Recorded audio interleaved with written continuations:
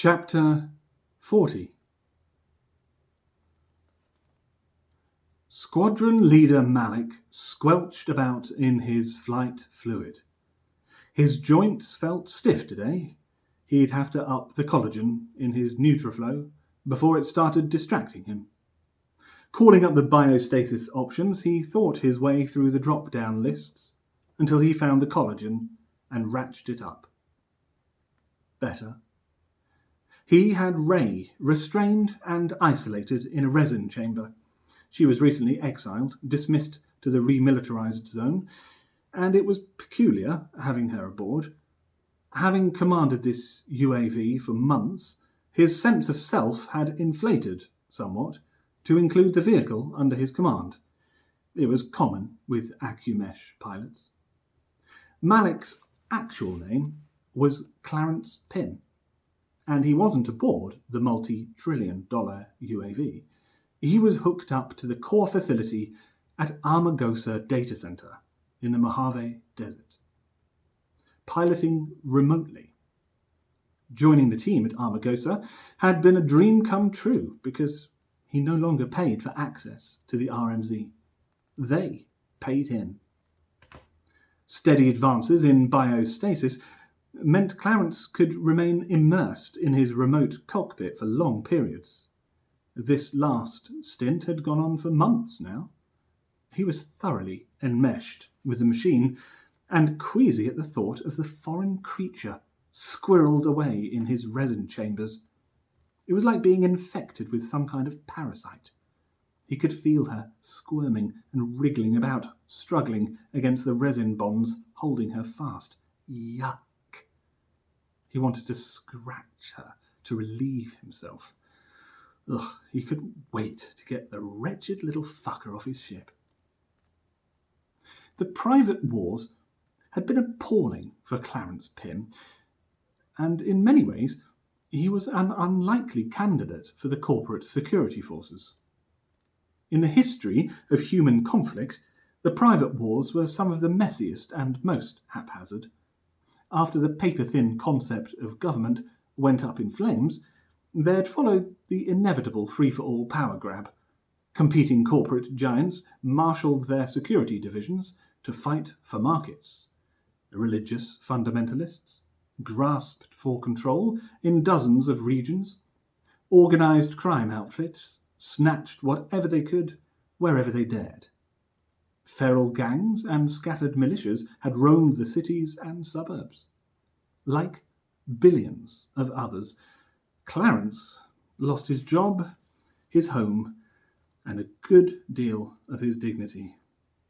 He'd been an IT specialist, and urban survival in a war-torn nightmare of a city was not really his thing.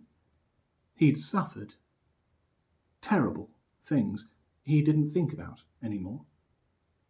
And he'd inflicted suffering, dreadful things he only thought about when he was too tired to resist. But he had survived. As had the corporations, who'd struggled to maintain order, utter chaos being notoriously bad for business. They wanted customers in the malls, not looters. A few specific sectors thrived, though, like the arms industry, who were, of course, more than happy to watch their coffers burst over as scores of civil wars raged the world over. But when at last, through the cunning combination of military might and irresistible pension schemes, the corporations finally brought an end to the private wars and restored civil order, the arms industry flew into a panic. Who was going to buy their tanks now? If those crazy Mormon fundamentalists weren't going to place any more bulk orders for cluster grenades, then who would? What was the point in pushing buy one, get one free deals on ground-to-air missiles for Hispanic drug cartels anymore? Survivors from these forces were either imprisoned or assimilated into the new corporatocracy.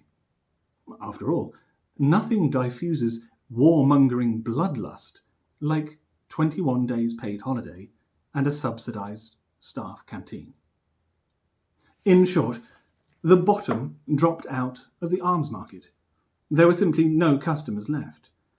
Action was urgently needed, and the captains of industry cried out for a solution. The response was hardly what you'd call original: to sustain some level of warfare. In a tightly controlled manner, of course. No one wanted to see the cities ablaze again, obviously, but what if some limited fighting was contained within a remote region, within the confines of some naturally occurring geography? What if the forces contained there were never allowed to pose any real threat? And here was the kicker: what if they built a symbiotic market? One that would not only bolster and advance arms sales, but would also create enormous profit in and of itself.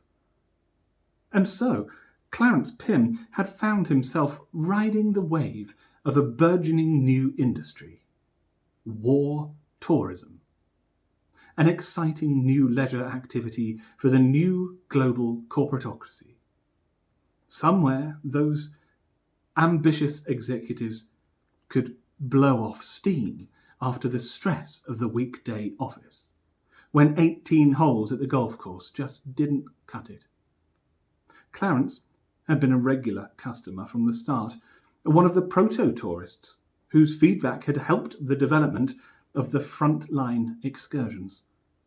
He was granted absolute power over life in the RMZ, and having suffered at the hands of others during the private wars, he considered the experience therapeutic, although the blazing sadism it ignited in him might have indicated otherwise.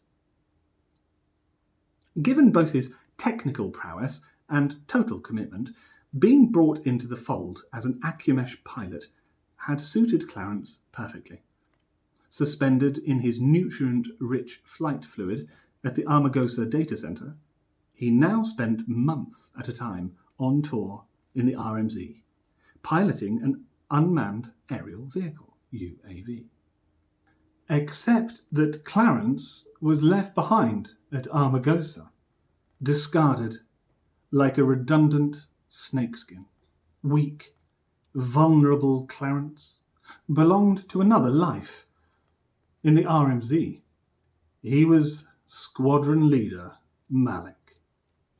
The Squadron Leader Malik's chief duties were logistics, surveillance, and his absolute favourite, target acquisition and engagement. Ferrying outcasts like Ray into the RMZ was a dull but necessary part of the job. A constant stream of exiles dismissed from the corporate hierarchy were relocated here. Without rejects like Ray, there'd be no one to fight. Then there were the frontline excursions themselves. They bussed most of the tourists in en masse, but some of the wealthier punters ordered bespoke passages, which often included a drop-off point and pick-up in Malik's UAV. He'd have to hang around to capture footage of their amateur antics and heap praise on their efforts. But it was worth it. Worth it because, more often than not, things heated up down there, and Squadron Leader Malik was regularly ordered to contain the battlefield. Either the exiled forces would actually get their shit together and pose a threat to the tourists, or, more likely, the tourists were so cack-handed that even with the help of corporate centurions, they'd fuck their mission up and their targets would evade them. Then Malik would descend from the heavens to rebalance the scales, really let rip and bask in the blinding glory of unchecked destruction. And whenever that magical order came, weapons free, weapons free. A man suspended in flight fluid in a hangar somewhere in the Mojave Desert. A man once called Clarence Pym, squirmed a little as his neglected penis stiffened with blood. Navigating through the mountain valleys en route to the RMZ, Malik scanned the latest intel on enemy positions. As it turned out, he needn't have bothered. His Acumesh feed keened an urgent warning, screeching his attention from the mountains to the incoming missile about to make impact. Hundreds of tiny decoy drones were instantly deployed, scattering the immediate airspace with a confusion of signals. But the missile was a very simple ground-to-air projectile that didn't give a fig about the array of electromagnetic pulses sent to puzzle it. Technologically, it was barely a step or two up from an enormous boulder cast into the sky with a catapult. And such simplicity worked to its advantage as it careered through the multi-trillion-dollar UAV's sophisticated defences. Malik barely had a moment to engage evasive manoeuvres. The first thing that came to mind was a corkscrew roll with a randomly dispersed reverse thrust trajectory. The UAV responded instantly to his thought and carried out the dramatic move. They span tightly around the missile as it raced forward, missing the fuselage by inches as they caressed their way past it.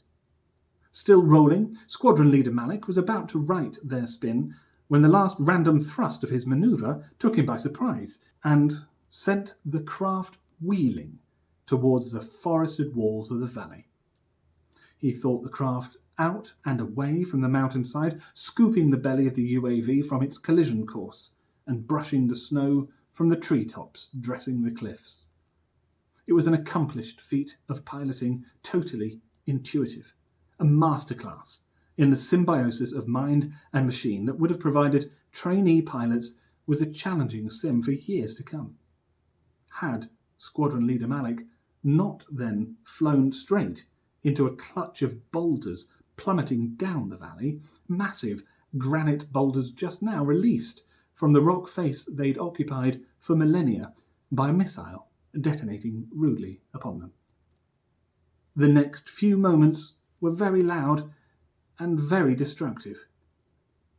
The maimed UAV carved a deep scar through the forest as it crashed and splintered its way down the valley. Metal, rock, and wood competed in cacophonous ruin. Many miles away, suspended in flight fluid, Squadron Leader Malik was physically removed from the sudden, excruciating collisions.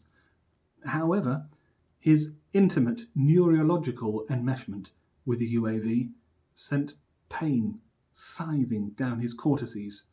Every armour-shattering smash his vehicle suffered echoed through his mind like some mega migraine aneurysm, bleeding, burning, shearing great slices of blinding light right through his soft, fatty brain. The wrecked UAV skidded over the broad, pebbly river, running over the valley, and came to an agonising halt, a short way up the other side. In an anonymous hangar, halfway across the world, Clarence Pym's body hung unharmed in its embryonic tank. But his mind was little more than porridge. Traumatised, overwhelmed, dissolved in a neurochemical solution from which there was no return.